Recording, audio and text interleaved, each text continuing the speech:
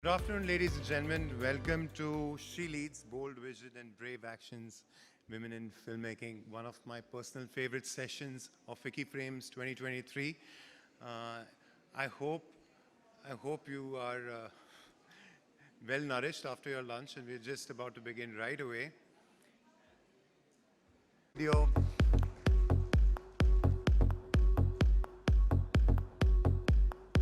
The number of times I've tried ambushing Aparna at restaurants is not even funny, but now I found a great chance. Please, Aparna, please take your seat. There's this other person who I got a chance to work with many moons back.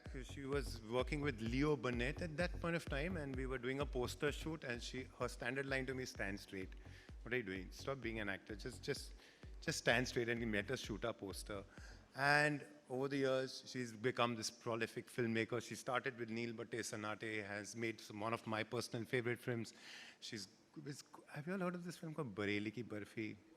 Give it up for Ashwini Iyer Tiwari joining us. Come on up, Ashwini Iyer Tiwari. Gosh, I took you way long back, didn't I? Very long back. We have another powerhouse who's coming straight on the heels of, making this successful show called Rocket Boys and also this successful film called Chatterjee. Ladies and gentlemen, somebody who likes Parsis, and because of that, I like her. Monisha Advani, can we have you on stage, please? Heavy on the heels of her very much talked about important film. Ladies and gentlemen, I would like to call upon Ashima Chibar, the director of Chatterjee versus State. Norway State.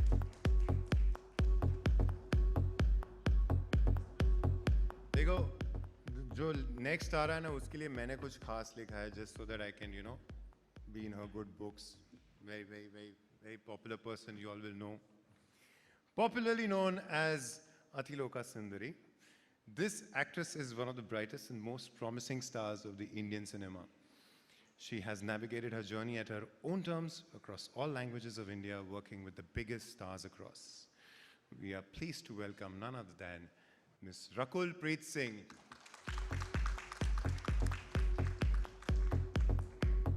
And now I'm going to call upon the man who every man in this whole conference today will be envious of, because he'll be seated amongst these fantastic ladies and having a conversation with them. I mean, what would men not give to be having that seat? But Nakul, we are very proud that you are having that seat. Ladies and gentlemen, Nakul Mehta, one of the best faces we have on celluloid Indian TV and one of the most well-spoken, articulate, sensitive men. ये इसने मुझे बोला था ये बोलना. अभी आप लोग देखना ये सेशन के बाद ये खरा उतरता है कि नहीं. Nakul, how envious am I of you right now? Personally, at least. I don't know about the other men, but congratulations. Have a great session. Ladies and gentlemen, She Leads. A very good afternoon. I think post-lunch sessions are usually the hardest for everybody. We're struggling to sleep and sometimes just, having spent a busy morning. But please bring yourself some coffee. It's going to be an interesting session. I will try to speak minimum. And feel free to interject me, stop me, ignore me. I am here. I think FICCI Frames has been very kind.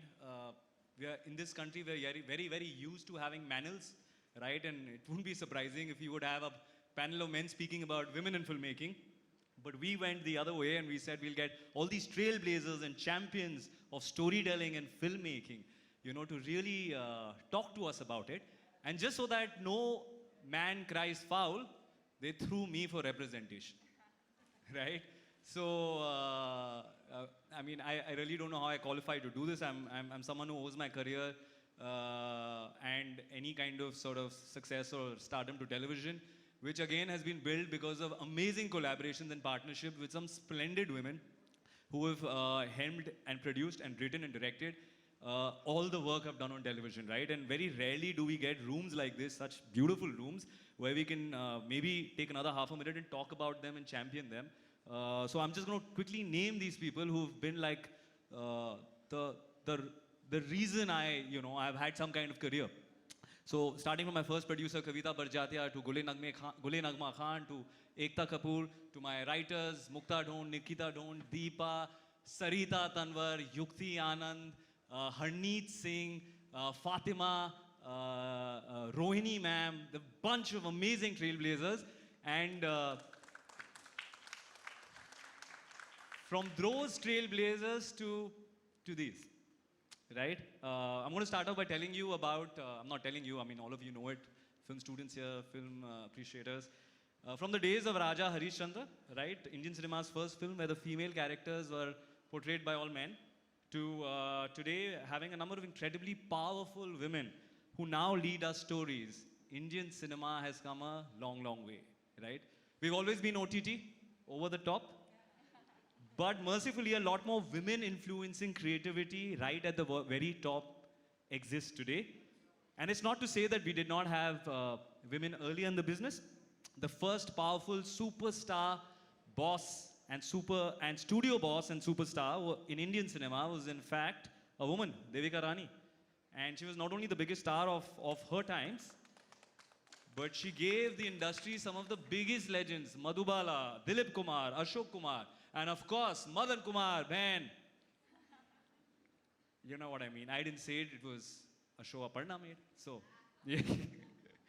Even outside the Bombay talkies, there was someone called Fatima Begum, who was India's first director, you know, and actually forget first woman director. She was the first genre director. She made a fantasy epic film called Bulbule-e-Paristan way back in 1926. And who can forget the fearless Nadia, you know, the cult action films she gave us. So today I'm just very honored to sit with, you know, a few fearless Nadias of our times, the Bulbule-e-OTT stans of our times, the Devika Ranis of the Indian film, television and entertainment industries. We have with us the wonderful Aparna, Ashwini, Monisha, Rakul and Ashima. Thank you for joining us today. Thank you so much. I'm going to start first with congratulating the queen of OTT, Aparna. Thank you for a wonderful show like Jubilee and the many other silver jubilees you've given us, you know, in the last few years. It has been a fascinating journey, you know, for you from being a creator yourself, a storyteller, to now a studio head who is empowering other storytellers and other stories. Did being a woman was it ever a disadvantage for you, frankly, in a place where it is not unknown to have women in leading positions? First of all, thank you so much. What an incredible panel, and what a good fortune to be sitting among such phenomenal women. And thank you, you're very, very kind, Nakul. How can being a woman be disadvantageous? I mean, I'm a woman and this is my biggest advantage. It can never be a disadvantage. It may be perceived as a disadvantage by many, but certainly hasn't ever been an obstacle or an impediment in my journey. If at all, it has only been a springboard for all the successes. Has it been easy? Certainly not.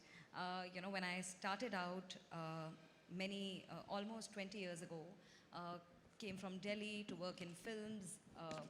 It was very tough. I wanted to direct, I wanted to tell stories. And at that time, just to get a break as an assistant director was tough.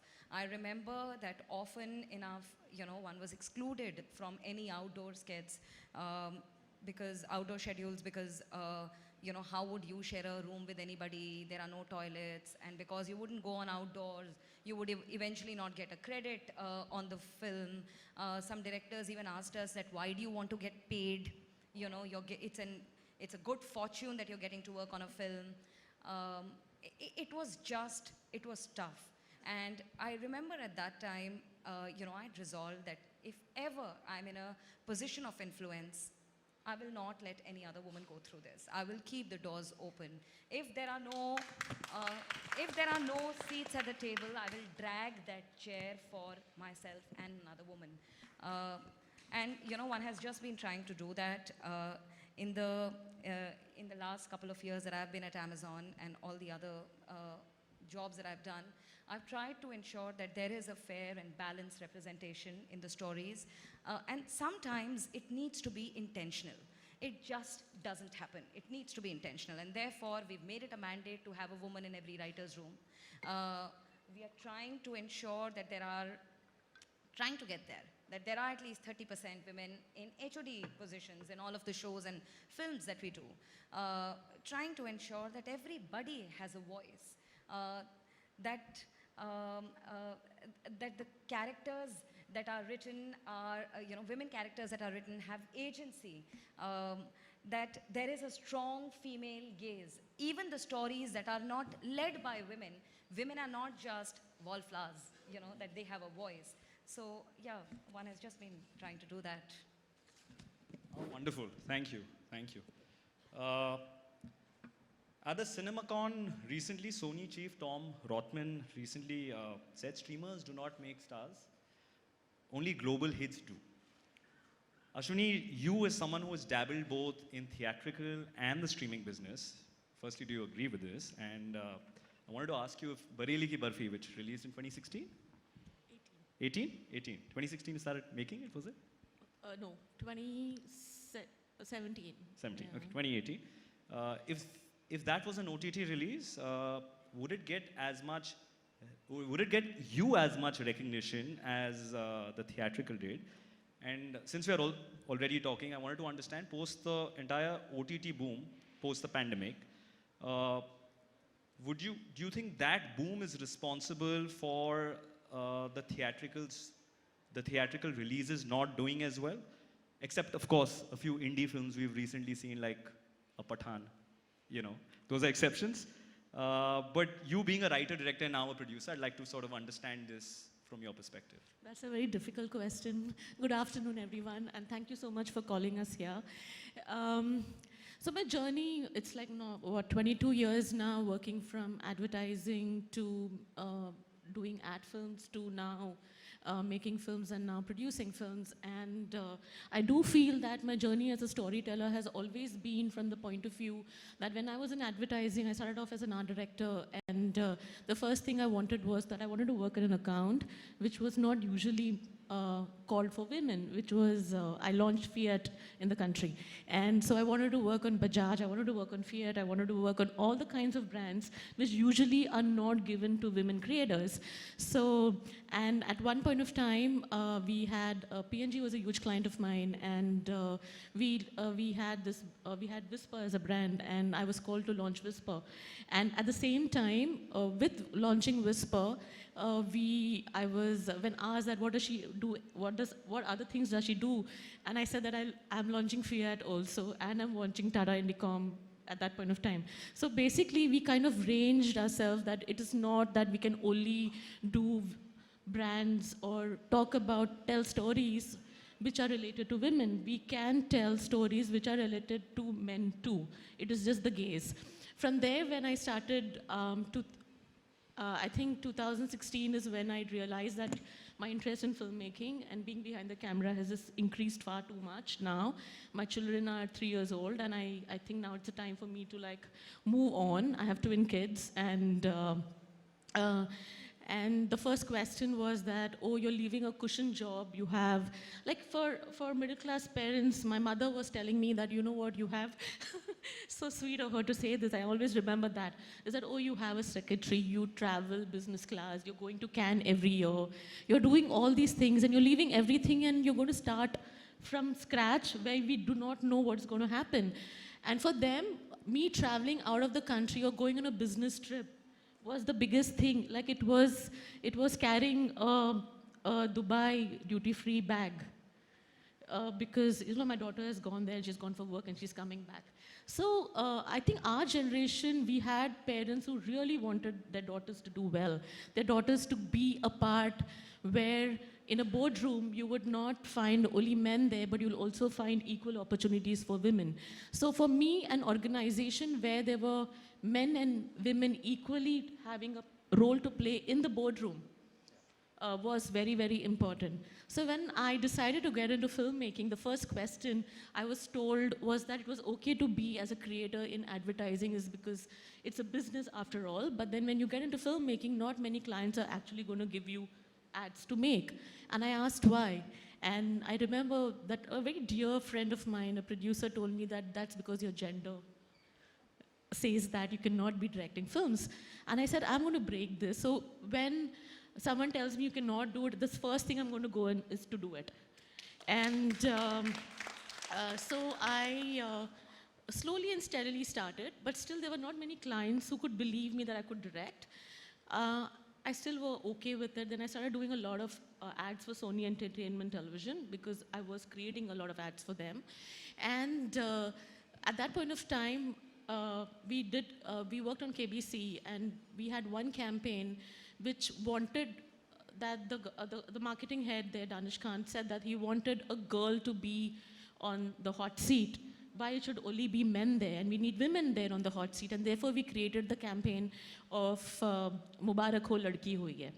That campaign created so much of like that, there can be women out there talking numbers and talking questions which need to be answered. And for the longest time, no one knew that it was a woman behind that campaign. Because we don't talk about ourselves. Let's be honest, we as women are very shy to be talking about the work we do. We just don't want to talk about it. We are okay. If anyone comes and even today tells me that, oh, we really like your film, we do this. Recently, I know someone, a very big producer, Nitesh and me, my husband, we were in some get-together, and that really big producer is a very, very nice person.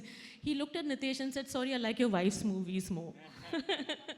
So, and he was very proud, and those are the kind of things I think we need. We need more men to be saying that, it can be an equal space, it can be more stories to tell. Then Bareli Ki Barfi happened. So Nilpati Sannada happened because I had done that campaign of KBC, and I felt that I need to move out and I need to make a story called Nilpati Sannada, which is basically equal education for everyone, doesn't matter where they come from. And therefore we had a marginally lower background society where Chanda, played by Swara Bhaskar, was the one who was actually taking up the scores, saying that, me and my daughter, both of us are going to study and we're going to become an IAS. So from there, Bareli Ki Barfi happened, and it was a full-out comedy headlined by one woman and two men. And it was a lot of fun is because I kind of realized that the actors believed in me a lot. And I think that's what the most important thing is. I was very sure that the actress would believe in me because it's just a connect, there's a gaze. But equally, I would really thank Ayushmann Khurrana and Rajkumar Rao for equally trusting in me and saying that, what, in a Lucknow city, right in the middle of a Sarafa, there are some thousands of crowd there, and there's this Rajkumar Rao who's going to go inside the middle of the crowd. We are all screaming and shouting to make sure that the crowd doesn't move in all kinds of languages with my team, where there are a lot of girls. And they were all very supportive to give that, say that, hey, you know what, she's the one helming. I think we all need respect. And Bareli Ki Barfi changed the way I think people looked at my persona personally, is that it is just not about making one kind of cinema, it is making all kinds of cinema. It is just that the gaze changes sometimes. Is that I gave equal importance to what Bitty's character, Kriti Sanon, was. It was about that she had a say in what she does. And the two boys also listened to her because they equally understood that she needs to have that say when she wants to know who she wants to get married to. So those are the kind of conversations. It did really well in theaters. It was a lot of fun, and that's the time I miss completely now, is that in the interval time, there were सीटी बजा रहे थे जब राजकुमार राव आ रहे थे, and पूरा वो गाड़ियाँ बंद हो गई थी, and सब ऐसे सीटी बजा रहे थे, they were laughing and all that, and that gave me a lot of hope that, we can tell stories of any kind, which can be inspiration, aspiration, entertainment, but has some kind of value you take back. Doesn't matter even if you're laughing, crying, and if it is a no-brainer, it's okay. You just have to tell stories, and there your gender didn't matter. Then COVID happened, and I've got so many messages, and I'm filled with so much of gratitude that we as makers are all because of you. When our audience likes our work, when our audience talks about our work, when our audience relates to our work, to our characters, is when we feel, oh my God, we have done something right as a storyteller. Because I do feel that we have responsibility as a storyteller to entertain our audience. We are responsible for our audience. And when we get messages that I've seen Bareli Ki Barfi 75 times, I mean, okay, must be an exaggeration, but that guy sitting there somewhere in India is telling he's seen the movie. And every time I've seen people from all kinds of backgrounds saying that, you know, whenever we feel dull or whenever we feel low or something, we just want to watch Bareli Ki Barfi. I've had close friends messaging me on Instagram saying that, hey, just watching Bareli Ki Barfi, wanted to see that one scene. And the latest one, and this is after what, 5 years, is I go to my friend's house. Her father is a businessman. The whole day we were sitting together and we were all like working, like just talking and all. And the father comes late in the night and he looks at me and we're all having dinner. And the first thing he looks at me and he says, hey, Bareli, kaisi hai tu?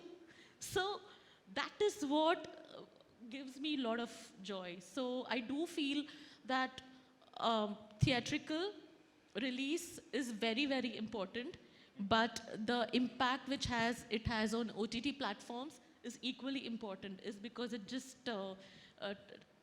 it's a group viewing versus a singular viewing. It is an energy of story which is carried forward for a longer time, because you release a movie in a theater and you have that impact during that time. And then when it goes on to an OTT platform, it is there for life till it changes to another platform, but it's still there. And that's what gives me joy, is that I can keep going back to the films I want to watch, and I say, hey, you know what? This is something which we can see anytime. And it becomes like a book almost. You can it almost becomes revisit like it. a book. And it's not necessarily you need to see the whole film. You can see one part of it, or you just want to be there. And that's what is the fun part. I think I spoke too much now. Thank you. It's your forum. But you're right. You know, Ashwini spoke about the gaze. And Ashim, I have this question to you. Being a woman filmmaker, is that label important? Because camera is the camera, the lens is the lens. But then what is it that separates a woman filmmaker from her male counterpart, and how does the gaze sort of come in there?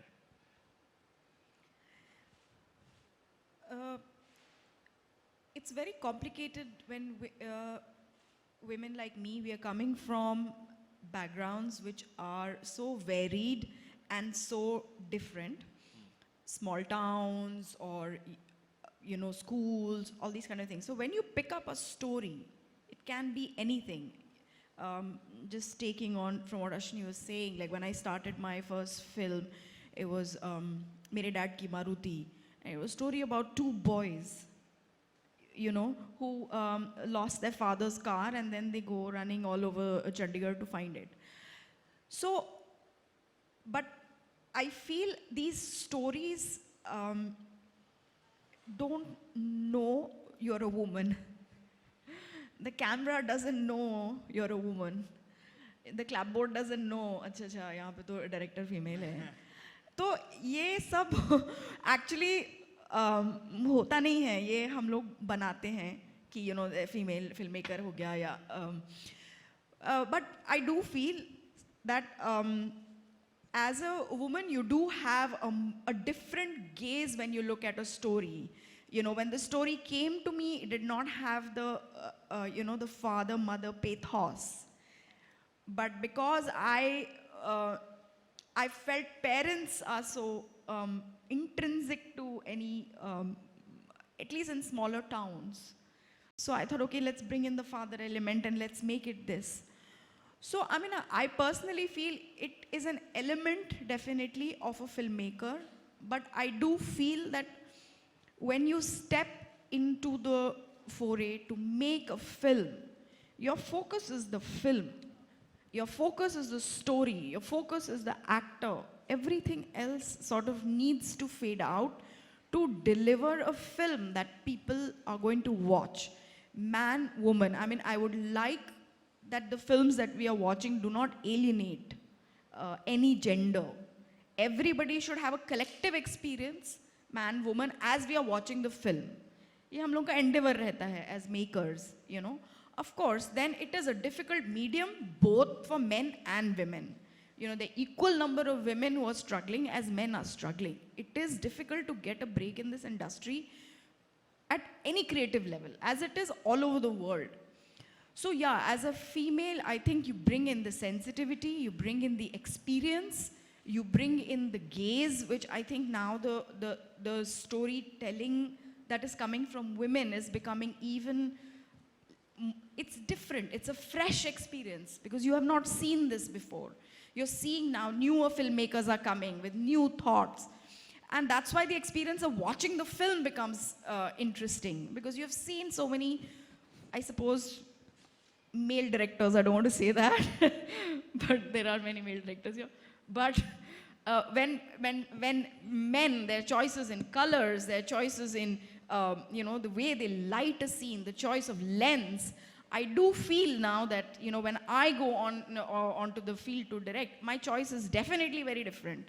But having said that, whom have I learned from? All my directors, my mentors have all been men. So I feel, yes, as women, we do come in with our sensitivity, but the technicalities are the same. So I would like that all the women who are maybe thinking twice or scared out there or feeling they will not make it or will have to step out because of motherhood, I would like to take this forum to say that aisa kuch nahi hai. You're able to do everything as a filmmaker that our male counterparts are doing. I have a family and I am a filmmaker and I am happy and I'm able to tell the stories that I want to, of course. So yes, I would like to say that we are female filmmakers, but we are also makers. We choose stories and we tell them the way we do. Amazing, amazing. So from studios to directors to makers to the root cause of all problems, producer. Right, also the producer who's sandwiched between the studio maker and the actor. Manish, I want to ask you, why does one, man or woman want to become a producer? Secondly, is the 10% worth it? Thirdly, is also, do you feel like women are naturally better, I'm generalizing, but are naturally better at sort of people management, at controlling budgets traditionally? Does that kind of help? Because from what I've learned of you, that you've been a serial entrepreneur and you moved from one business to another and then, finally found film. What is it about producing which is firstly exciting to you? And second is, MA has produced a bunch of features and shows now. And a large portion of it, and I might be wrong, some portion of it has been around the nationalistic theme, right? So is there a formal or informal mission statement you have in your mind when you're kind of okaying stories or wanting to make stories? So yeah. Thanks, Nakul. Thanks, everyone, for giving us your time. I want to actually be a little creative in the way I answer this, and I'm going to start by wanting to include my panelists in my response. So firstly, when Aparna, who is undoubtedly one of the finest eyes in spotting content, I'd like to say that she's also a fantastic partner to MA Entertainment. And I'd like to also now discover that it's statistically, because we've got good representation of women. We're 67% owned by women, 2 women in the company. Wow. So thank you for supporting our diversity code as well. Ashwini, I think you've spoken so passionately about your journey as well as about the theater experience. And I want to, Viraf made a wonderful introduction and talked about our work, Ashima's Mrs. Chatterjee versus Norway most recently, Mumbai Diaries, which we've done, Rocket Boys, and so much of content that's considered high concept, and I'll address the nationalistic point. But I want to also talk about the fact that a woman in ME Entertainment chose to make Satyamev Jayate, which is an out-and-out mass film, and you would think that it's testosterone on overdrive. Why would a woman choose that? Because guess what, guys? We also understand business, and we make business decisions, and we get it right sometimes. So one of the reasons I'm here is because we make all kinds of content, and we don't necessarily segregate it just to one gaze. It's about what makes sense to the audience ultimately, and what brings them, whether it's to a theater seat or whether it is to click on a remote control and make us the choice that day. I want to talk about Ashima. Ashima has so eloquently put together the fact that you have to be a happy person at the end of it. And I want to say this to all the women out there. Like Rakul touched my career and said that I've been across a couple of sectors. I've been in human resources, I've been in education, and now in content. One of the things that I always tell women is forget about the gender, just do what you're the best at. And it's increasingly something that I'm proud of, because I see that in my office. I see when we're in the workplace, it's not something that we're doing consciously anymore. It's become our unconscious choice. And that is a huge success. So really a round of applause for all the women in this room, and I want the guys to do that too. And finally, I want to talk about Rakul. What a fine actor. How many of you know this young lady chose to get into cinema? She was on her way to becoming a pro golfer. So we would have had her on our headlines one way or the other. We've had the great fortune at MA Entertainment to work with Rakul on 2 films, and both extremely different. One, an absolute Masi Marjava, right? Where she was almost like a 80s representation of, a bar dancer. And then she's been in a very forward-thinking film that we had, which was called Sardar Ka Grandson. But let me tell you, Sardar was a woman. And if that curiosity doesn't tell you enough, the representation of how we see women is in all forms, in all shapes, in all ages. And that's the best advice I can give to producers or aspiring producers, that just keep your eyes open for great stories that will inspire, that will ensure that the generation ahead, doesn't hold you responsible for too many mistakes. I think that's my little pitch as a producer here. So Thanks, wonderfully Rakul. put. Thank you, Manisha, really. Rakul, right? There's so much I want to ask you, but I'm going to start with asking you about something which a lot of us speak about very passionately, right? Pay parity.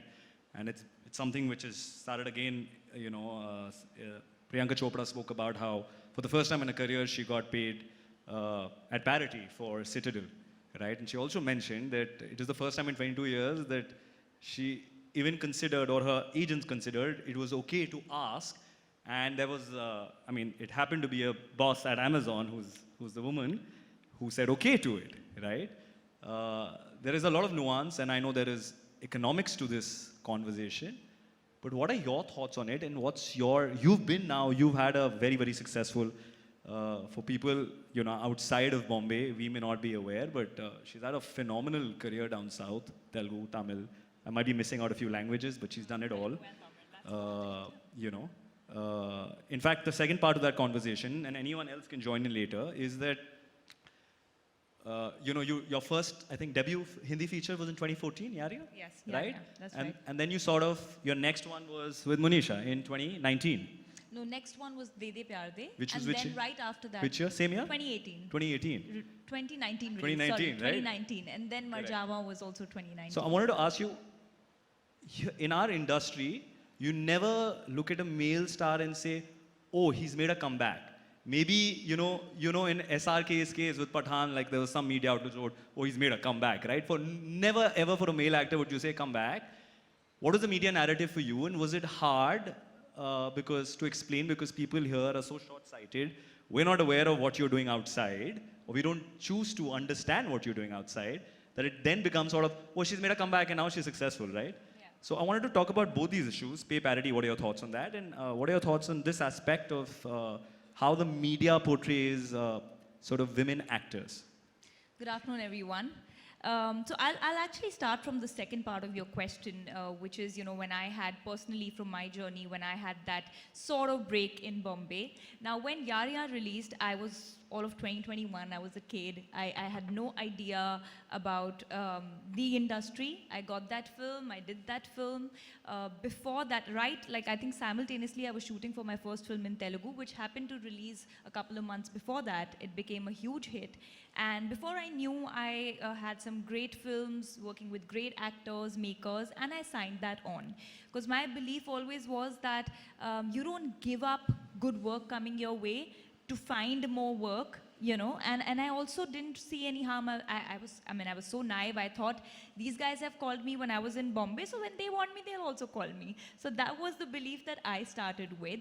Now, when I did come back here, and it was a very difficult choice to make at that point, because I was doing some of the biggest films, and then to tell to myself that you have to leave some sort of a stardom and fan following, and then move to Bombay and sort of start from scratch, because there's been Start a gap. afresh. Yeah, start afresh. But that was exciting for me. It was a fresh playground, and yes, there were a lot of people who were familiar with my body of work, but there were many who weren't. And yes, the media narrative sometimes does bother you, because in those 5 years, I'll be honest, in those 5 years, I possibly didn't have a break. I'm some 43 films. I've done some 43 films by now, and thank you.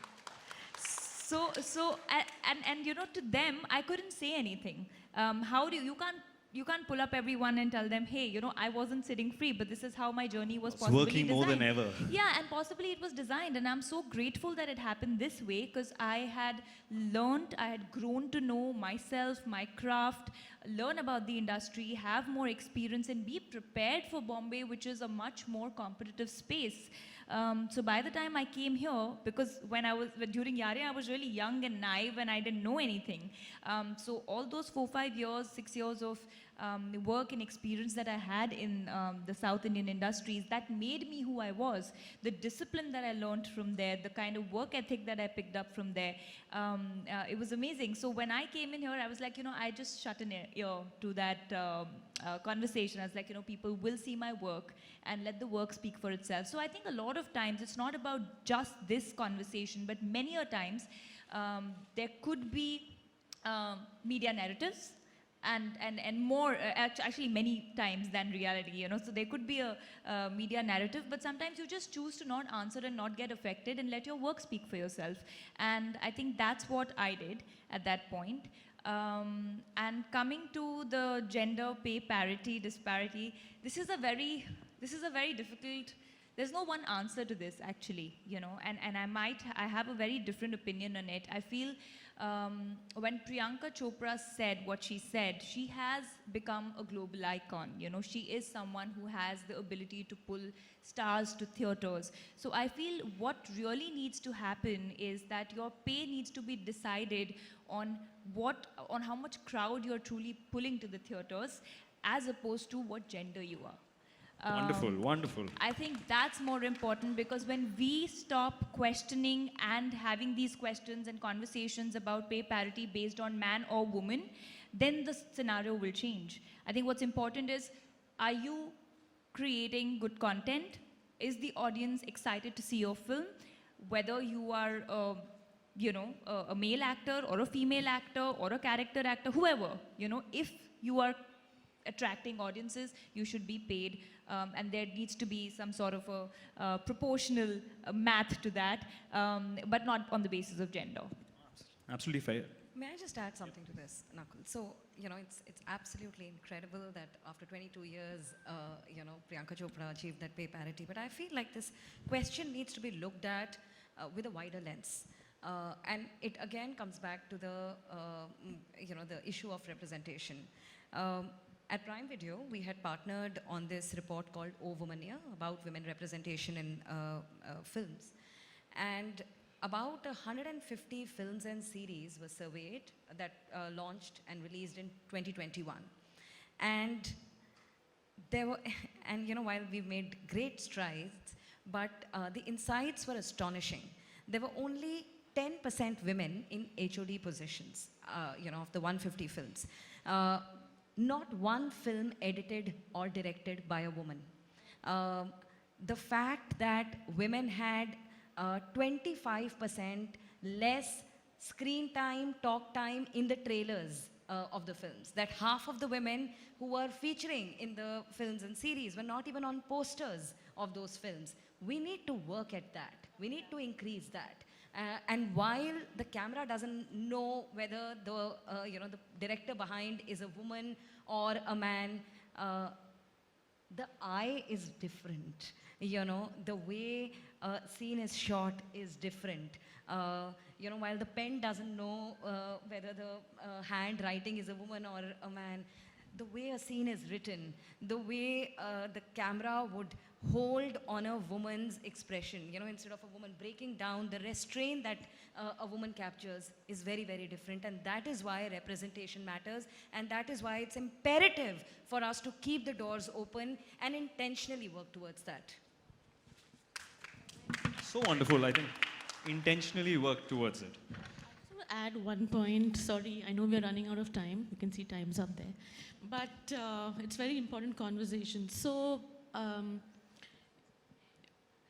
in all our agreements and everything, and especially once you're a producer, or even when I was as a director, when I've signed my agreements, this is one thing, you know, which I've always been fighting for, that you can cut your budgets wherever you want, but you cannot cut a budget when we need a vanity, especially just one door vanity for women to use the loo. And this is mandatory in all my shoots. And now, by now, like everyone knows about it. So it's like, okay, she's there. We need one vanity now, because it is a problem.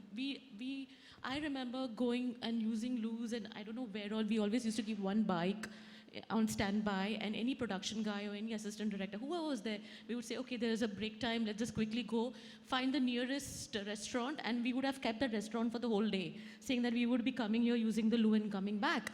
And because we are in a country where we'll be shooting in smaller towns or anywhere, and loo is a big problem. Toilets are a big problem in the country, especially for women. So this is a mandatory thing right now, is that if I'm shooting, I need a loo. Doesn't matter, you know, whether it is a makeup woman or a hair woman, there has to be one door vanity for women to use the loo. And it has become so much that now that vanity has sanitary napkins, it has sanitizers, it has everything. It's become like a little, you know, hotel bathroom where you have everything there. So this becomes a mandatory for us. And that's how I think we as filmmakers, we as storytellers or producers or whatever we call ourselves as, are responsible to keep changing the way we address women in the media industry, including how the media writes about us. I cannot be called as anyone's wife after making so many movies, or I cannot be called as anyone's daughter, or, you know, so and so. No, we have to be called ourselves, and everyone is usually responsible. Every man and woman in this country is usually responsible for how they push their women out there to make sure that they stand out and they shine. Absolutely, yes. Thank you. I think these are very actionable points which both of you shared. And I think you can talk about pay parity and all of that, but like what you guys are doing at ground level is what really matters. And I think what you've done with the loo has also made men more hygienic. Men need to wash their hands and be slightly more hygienic, and I think it'll just cut through all genders. Time's up, but I don't think our time's up here, because I think our time has started and now will always be. Before we sort of close this, I have a couple of thoughts in my mind. I'm going to leave them to you, and please, like, whoever feels like joining. I know, Aparna, you do this at Prime. You have a women's collective, first women's collective, Maitri. What do you all feel about, you know, creating a network of safe space for young women filmmakers, writers, directors? And what I really personally want to understand is how can sort of male allies be more supportive of this change? And also, is there enough support from men in the business? That's one part of it. And the second part of it, there's a lot of work now because of streaming. It's great. But has that changed your original aspiration in any way of why you came here? Yeah, so just parking these two thoughts, and whoever would like to go with them.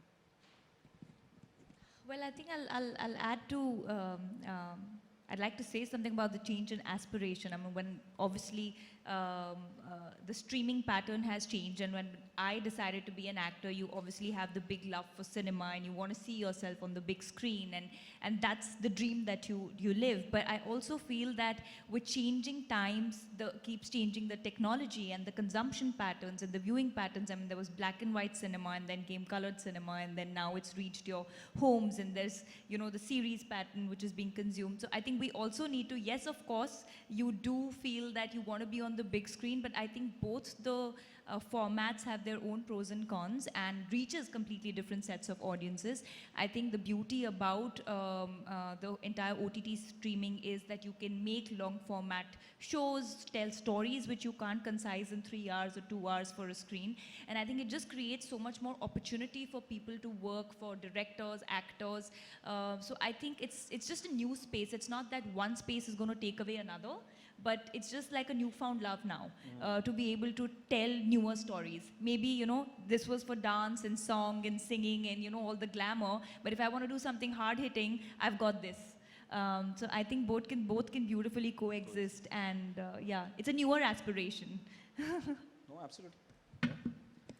I'll take the second part of your question because Rakul's beautifully articulated what OTT and what films can do. How can men be our allies? I think just listen. It's taken us a very, very, very long time to just enter through that door into the room. Listen to us. Allow us that space to just speak. I remember this one time a colleague of mine could come, in my previous organization, couldn't come for a long time. And, all of us were sitting and we asked her what happened and she said, well, my child was unwell and my in-laws had come. And the male colleagues who were sitting alongside started doing. And she goes again. Yes, she will. Because nobody has heard her for a very, very long time. Nobody has heard her stories. Listen to us. Just include us. Just be there for us. See us. That's important.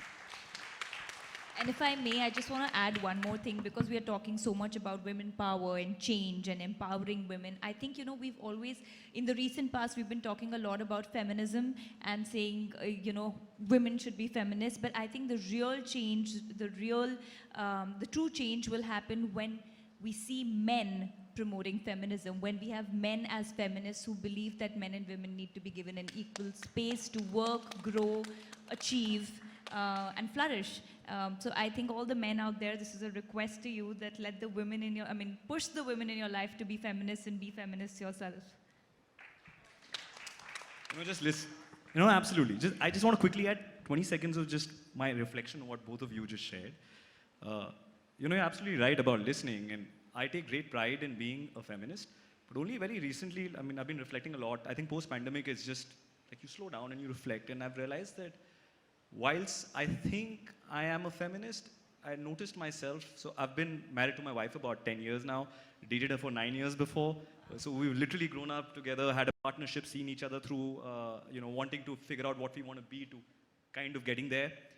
I realized after a point, I started completing what she was saying, and in my head, I thought it was out of love, and I know what she is saying. But at times, I didn't understand that I didn't let her complete and finish her thought. And she didn't want a solution, she just wanted to finish her thought. And that's when I realized that I'm not a feminist, I'm a work in progress feminist. And I feel it's imperative that men like us realize that all of us must learn every day. So this conversation just hits home. It's something I'm taking back. But yes, please, Manisha. Just one last thing. All the women on the next International Women's Day, which is a man-created concept, can we all take the day off completely, disappear, do what we want, and let the men handle it for a day, or just a day? I have a feeling on the 9th of March, they're all going to be very appreciative of us. Yeah? Hallelujah. Sorry, there was one question, I think during one of this film release, or I think recently. Not recently, this was during BKB. And I was asked that, okay, if you're working all the time, who takes the children's homework? And I was like, the father. or some subjects I don't understand. So anyways, I'm not going to take the homework. So, these are the kind of questions which need to change. And the day in a room where the woman's voice is given equal importance in terms of saying and acknowledging that, what she's saying is right, and we need to go ahead with it, is what changes. And when we have more men saying that, and more women also saying that what she said is right and we need to move forward, is because it's always like a counter. So when you're talking something, it'll go on you, and then it'll go on a male counterpart, a male colleague, and then when he acknowledges that what a woman has said is correct is when you'll start moving forward. I think it has to be reversed, and it can be reversed every time. It has to be equals. Yeah. Thank you. Ashima?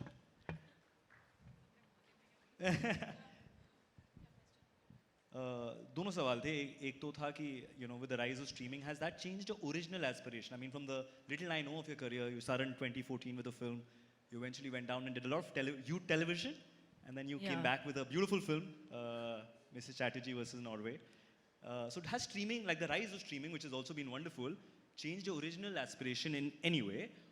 And the second question was about how can men be better allies, and if you have any sort of advice to all of us in the room, please. Well, men should take out the money, no? They should give the money and say, ye lo picture banao, because films cost money. But yeah, that's just a joke. But aspiration-wise, I came here purely single-mindedly to become a director, and I did everything that would get me closer to that place. And then television, which is run by women, came to me, and I just absolutely loved it. Because, you tell stories and you have to work fast, or wahan pe directors are, by the minute. Arey ye 2 minute ka director hai, 10 minute ka director hai, 15 minute ka director hai. Inke 20 minute.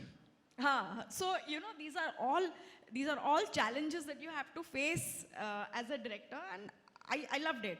And then, of course, I came back to doing, of course, then I became a mother, which itself was a very, which was a question that you had posed to me actually, which, this industry, you enjoy working so much that sometimes you forget also that, there is a biological clock that is ticking, and you better hurry up if you want to have children, because you're traveling from location to location, you're shooting, you're amidst all these stories that you want to work with and tell. So, वो एक hushed conversation रहता है amongst the female filmmakers and female producers, and everyone is hushly talking. तुमने अपने eggs freeze किए क्या?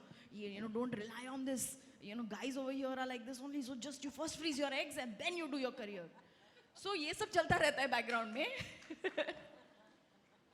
So so these conversations need to come out into the open, and yes, it is a big problem over here that aap, so engrossed and consumed in working that you forget that. So that was another challenge that I had to face, which I think my male counterparts do not have to face. They are fertile directors till 80 also. So kya karenge?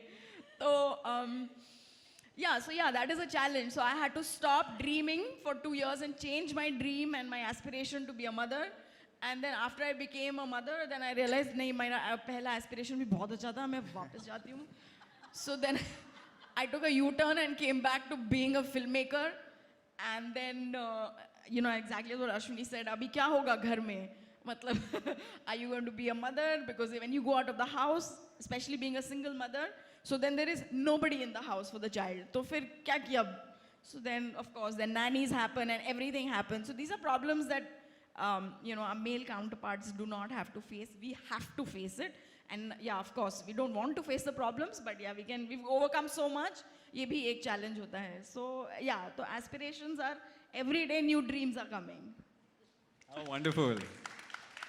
Thank you for sharing such a human story, Ashima. Thank you. And I'm being flashed that time's up card from there. I have, and that side also, oh shit, I've just.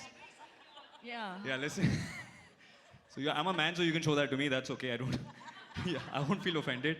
And whilst we're at that, I also want to acknowledge and say hi to prolific filmmaker, Monisha Advani's brother, Nikhil, right there. Hi, Nikhil. Also a filmmaker. But Monisha Advani's brother is what I would like to say, right? So I don't think you guys got that. Monisha Advani's brother, Nikhil.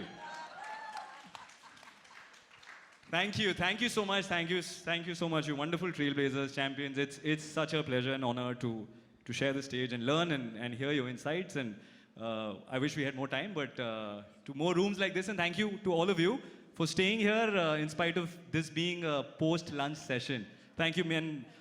May all of us just stand up and give a round of applause to these wonderful filmmakers we have amidst us.